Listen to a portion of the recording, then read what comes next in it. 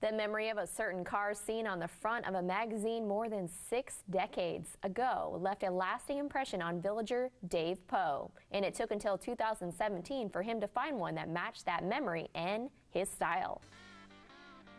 This is a 1932 Ford three-window coupe. This is a long-time dream of mine, like 60 years.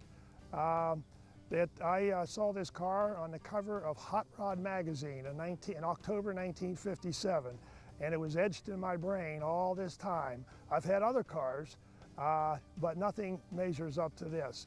So around the year 2000, after I was retired, I started looking for another hot rod, and I was on the computer all the time. My wife would get mad at me, searching, and finally I found this car in St. Petersburg, Florida. It was built by Chuck Eichenberg, and it probably took him it started about 1990. It took him about 15 years to build it, but it took me about a year and a half to make a deal on the car. But once I got it, I couldn't believe it, and I really want to thank my wife Becky and my daughter Rhonda for making it happen. With hot rodding or street rods in particular, no two cars are the same. You could have 132 Fords, and every one of them is different. The hot rodder puts his own feel and look into it. This happens to be my look. I like the cycle fenders and the bob fenders in the back.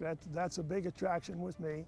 A 4-speed transmission was the other must that I had to have. It has a 350 Chevy engine in it. It has a crane cam and a tri-power carburetor system, a 4-speed transmission, and a 9-inch Ford rear end.